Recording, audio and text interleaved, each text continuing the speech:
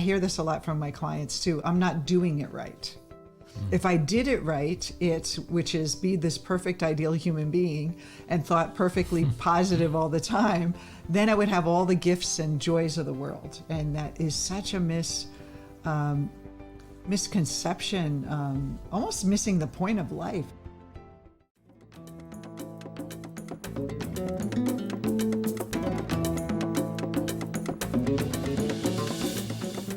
Hello, welcome to another fabulous episode of Soul Sessions. I'm Deborah Maldonado. I'm here with Dr. Rob Maldonado with Good Creative Mind. And before we begin today, continuing our series on Eastern spiritual wisdom, I wanted to remind you all to subscribe. If you're listening to us on Spotify or iTunes or any podcast service, please make sure you subscribe to Soul Sessions. If you're watching us on YouTube, there's a button in the corner here, if you're watching the video, that you can click on to subscribe to our channel and make sure you do not miss any episode of the wisdom that we're sharing. Yeah. And today, the topic is, can the soul be wounded? Very deep, profound topic. So why are we talking about this topic today, Rob? I know it. Well, often we say you cannot be broken.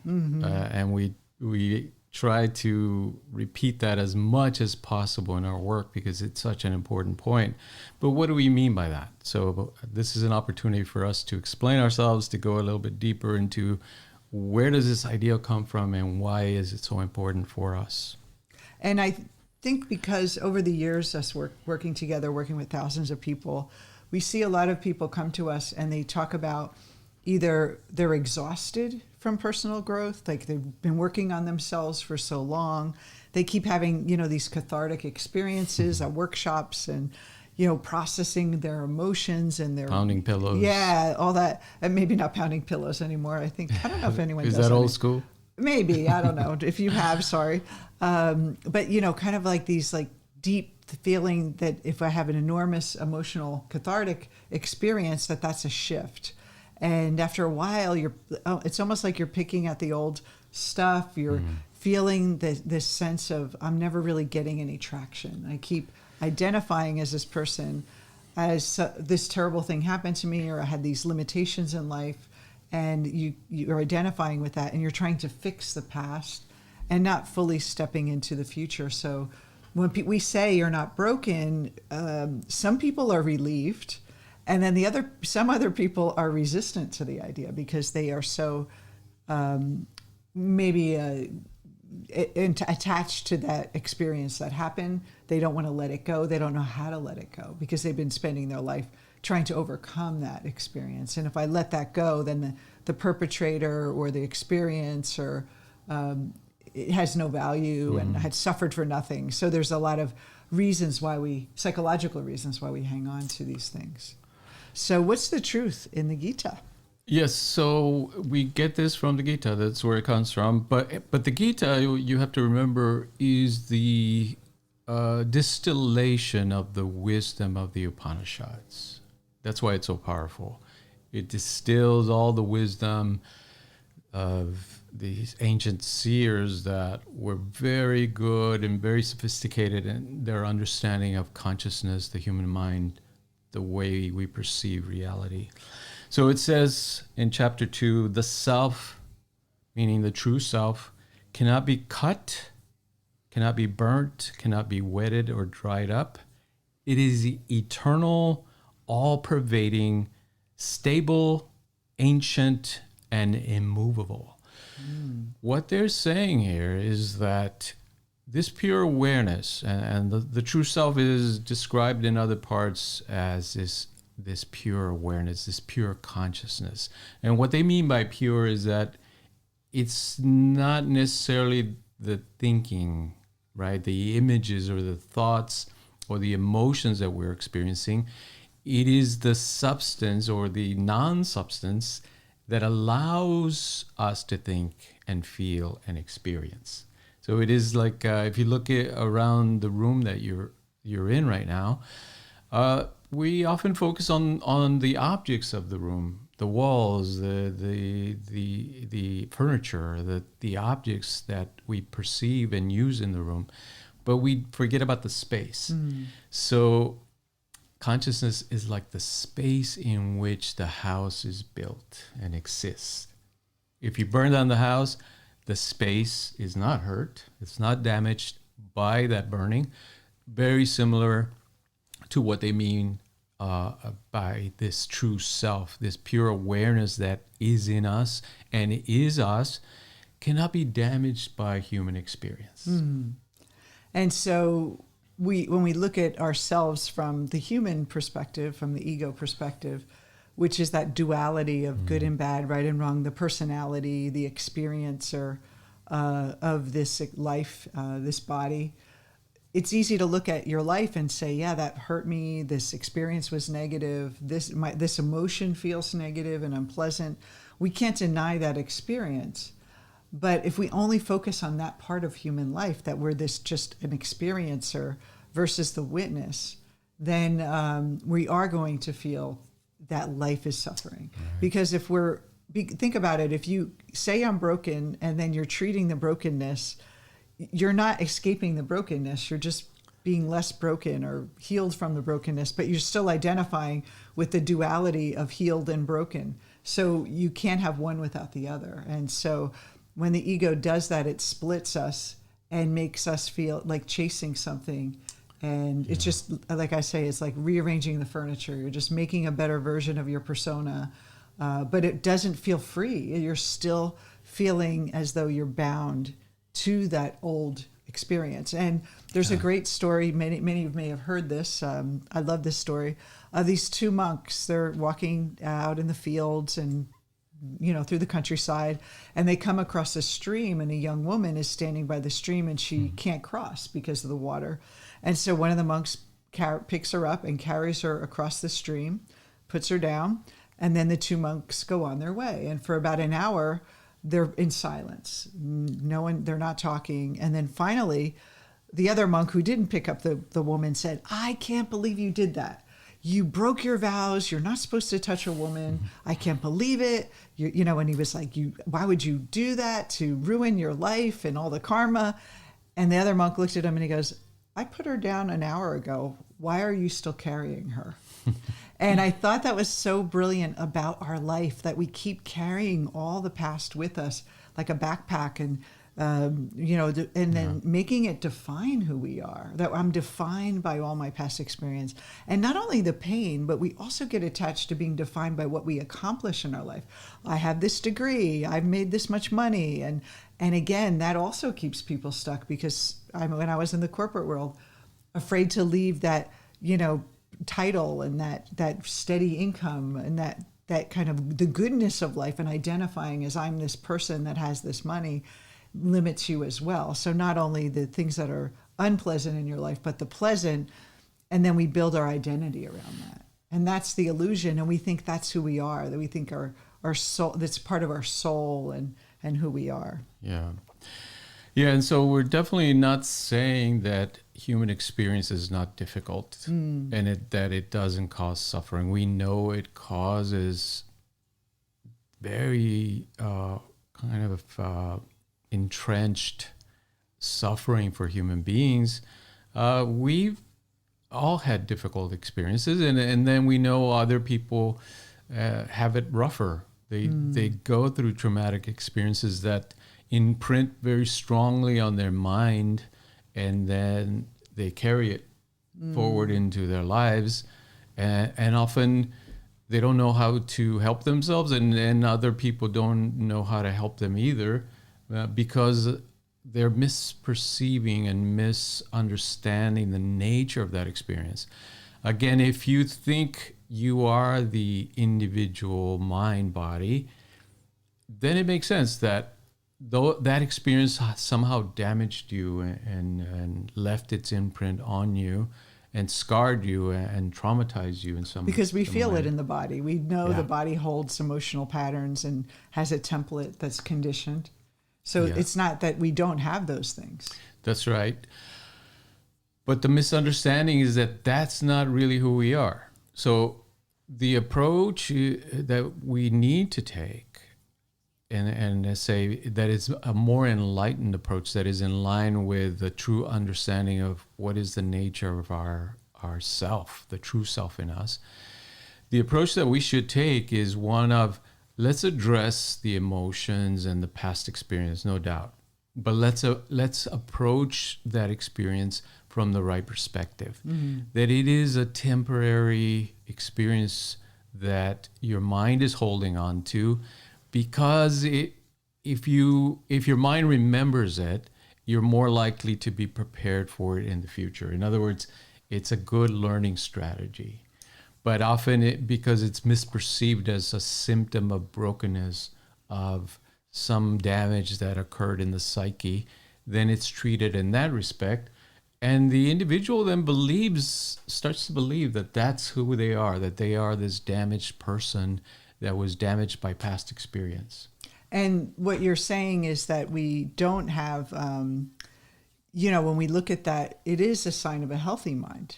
That the healthy mind is supposed to remember things. It's supposed to, go, you know what? I'm not going to cross the street without looking. I'm going to stay away from high things and step back a little more. I'm going to, when I hear loud noises or someone being aggressive, it's a sign that you maybe should be careful, because this person could harm you, and it's designed to preserve the body. So it's operating in a normal way. And a lot of times it gets stuck in a pattern because it had an experience. So we have this sort of like hyper defensiveness, but it still doesn't mean that you're broken. It just means that your body has learned a way to cope with that experience. But the way out is not through brokenness, but the way out is that there's something more to you than just that experience. Well, those labels and those definitions of what your symptoms are very powerful, because they're coming from professionals, from authority figures, essentially. And we're used to taking authority figures' word for like at face value, that if a medical doctor, if a therapist or a psychologist is telling me I'm broken somehow because of that past experience, I tend to take it to heart that maybe I am broken, right? There's something wrong with me because of what I experienced in the past. But again, it's a misunderstanding, a misapplication of what they're seeing. If indeed it is a defense mechanism and a learning process, that, you become hypervigilant because you experience a traumatic experience, meaning you're more aware, you're more sensitive to sound and to kind of anything that reminds you of that. That's a good defense mechanism. In other words, it's preparing you, it's helping you be prepared for those things. And defining it as a syndrome or a disorder, that's where the problem comes in, because now it becomes, for the individual, a disorder. Well, that's how we approach it, and approach ourselves as we're broken. Yes. And so if we say, well, it's natural for your mind to do this, and yes, it's caught in a hyper protective mode right now, here's a way for you to get out of it. And you can still treat it or help the person. It's not to just drop it, but help the person move through it by saying that you're not broken. They're more likely to have more success transcending that pattern than if you tell them they're broken, and it's almost like a deficit they're coming from. That, okay, I'm down here, now I have to get to normal. But what if it's like, this is normal? How do I now reach my potential? Even though I had all these, this terrible experience happened to me, but now I can persevere, and I'm not limited by that. And that's really, I think, does a great service to people. Absolutely. So reframing the experience in this creative, positive way, but also helping the individual understand that they're no longer in that situation, that the mind will tend to focus on things that remind them of that past experience as a defense mechanism, as a protective mechanism, but that they are no longer in those situations. Then they can work with the mind in a creative way. So why do you think people are so resistant to this idea, that people and I think, well, for me, like I did a lot of work. I know a lot of people who've done a lot of work on themselves. it's almost like it was a waste, that work, or they want to like have it mean something. Why do you think people are resistant to dropping that idea? Yeah, that's a great question. Do you have an answer? I do. Okay. I do. And of course, this is my opinion or our opinions. But if you think about the way we identify as persona, as individuals, right? Our personalities, let's say, we start to get very attached to that idea of this narrative, this history that happened to me, as that's who I am. Like I use that to define myself in a sense. Mm-hmm. Who are you? I am the kid that grew up in a certain neighborhood, went to a certain school, went to a certain college, et cetera, had friends. This much money in the bank, my credit score. All I'm those things. I've been divorced 3 times. Yes. I have 5 kids. They're all honor students. Yes. So we know that self-development, that self-identification, that persona, personality, ego, is part of becoming a human being. What it helps us do, it helps us set boundaries and say, I am an individual capable of doing things, and I have agency, and I have self-competency, and I'm able to do these incredible things, to go to school, to get a job, to get married.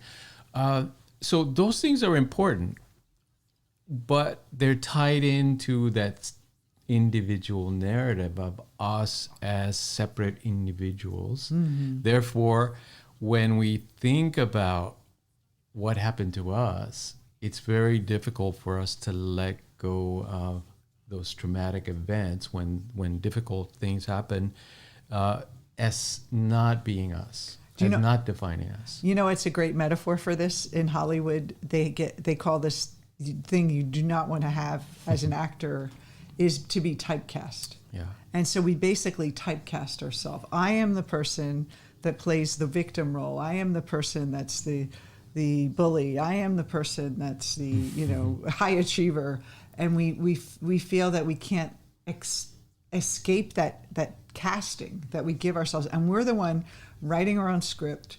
We're the one deciding what the narrative is and our dialogue and we hear it in our mind, and we've kind of learned to identify with this character.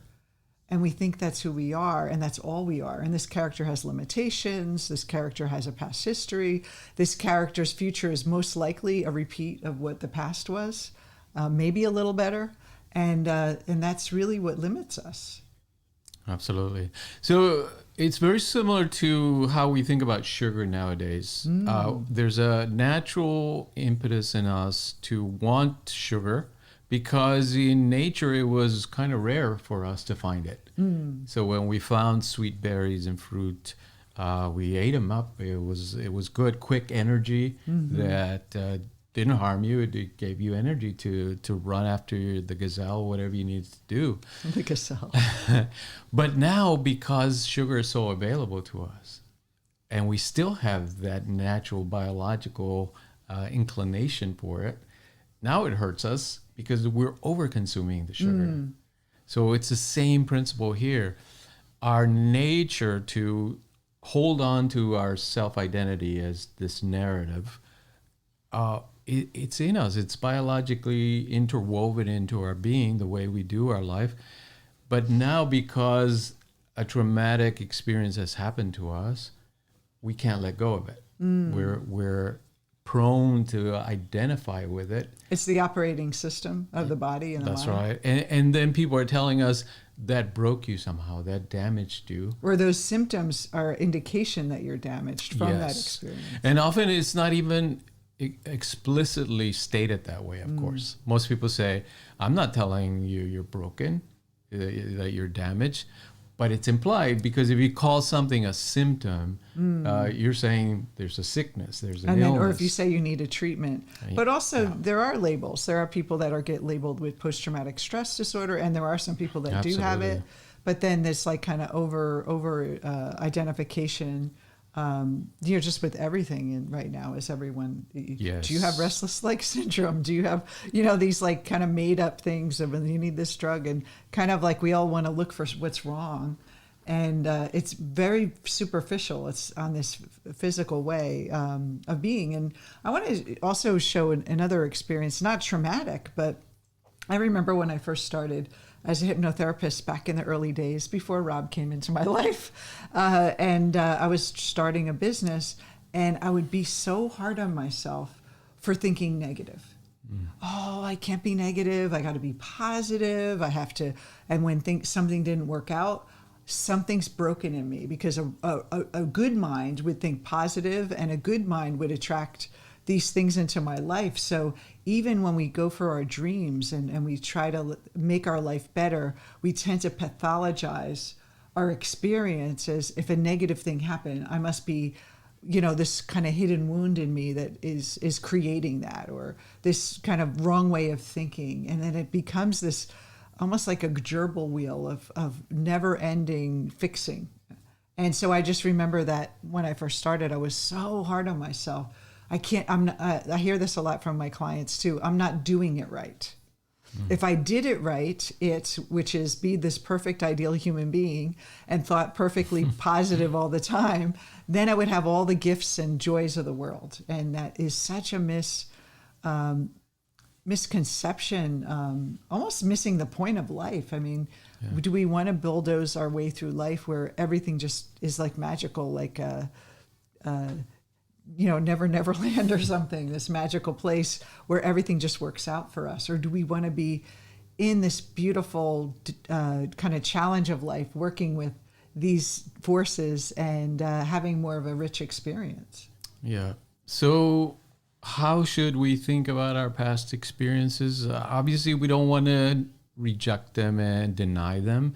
We know we have a rich history, and that we've experienced both incredible things, beautiful things, and some very difficult things as well that have challenged us. And some we failed at a lot of things. We, as human beings, we often fail more than we succeed.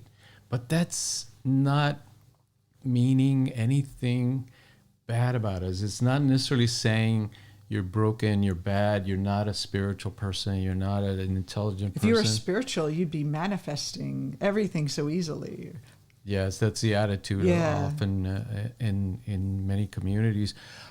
So what that attitude and that misperception gives most people is this sense of, I'm not good enough. I don't deserve success. I don't deserve love. I'm less than most people. I'm just putting up this front.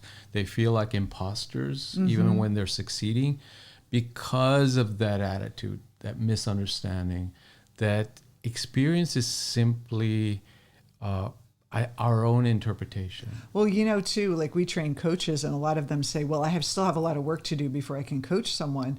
It's like, we're never done. Like, there's no finish line to spiritual personal evolution. I mean, we're always growing, we're always evolving. So you're going to wait till the end of your life, and maybe then you'll be okay to be a teacher. So we have to give ourselves permission to share what we know and feel that where we are right now is so amazing. And there's more to go versus this, I'm digging myself out of a hole. And one day I'll get out of this deep well, and then I'll be on the ground with all the other normal people, and I can climb out of this hole.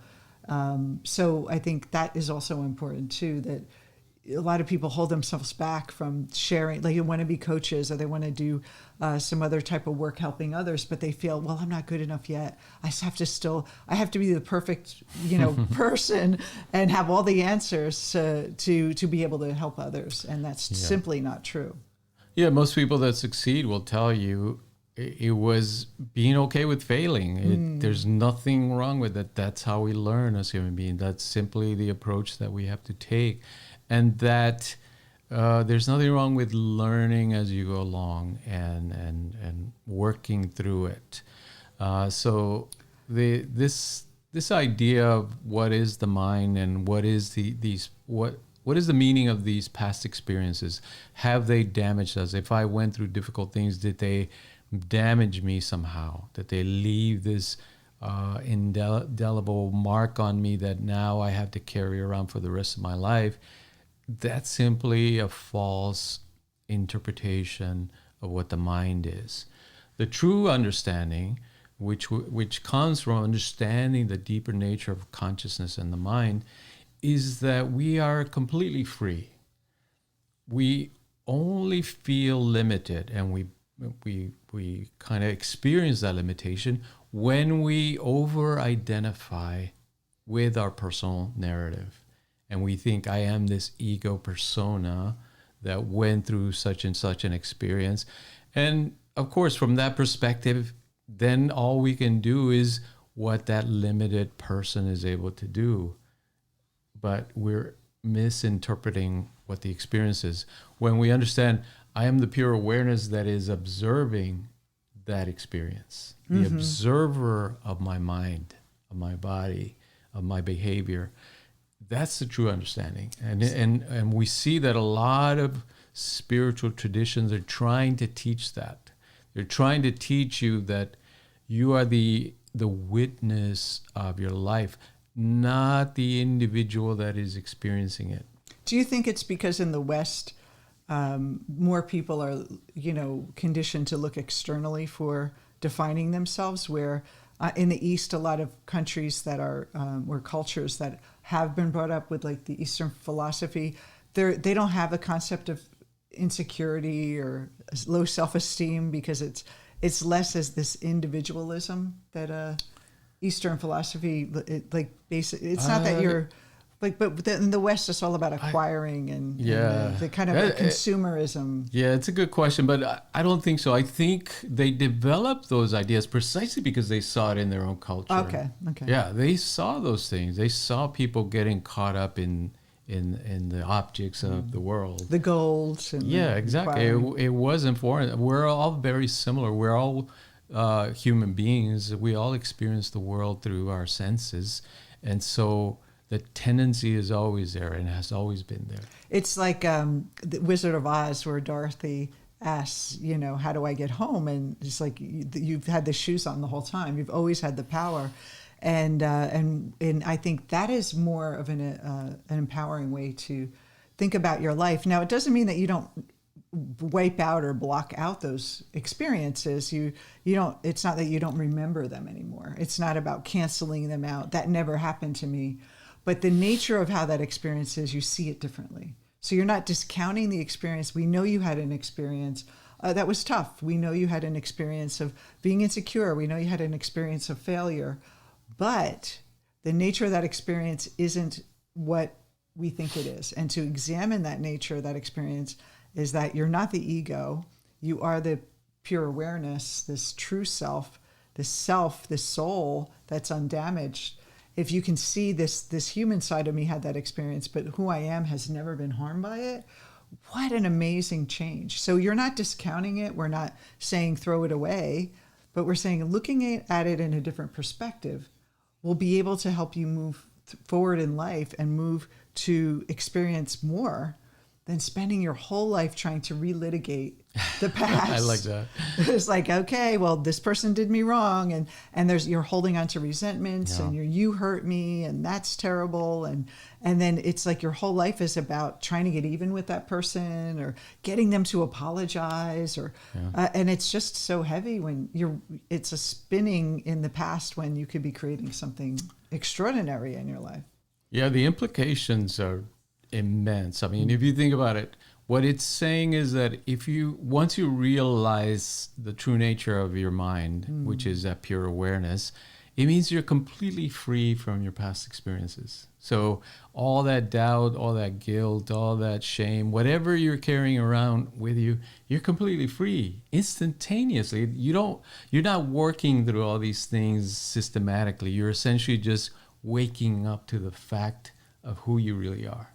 And that liberates you from all that past karma. Yeah, you're not doing anything different. They said the enlightened man chops wood, carries water, just like the unenlightened man. On the outside, it may not look different, but your state of mind, your experience of challenges will dramatically change if you change your perspective on who you really are.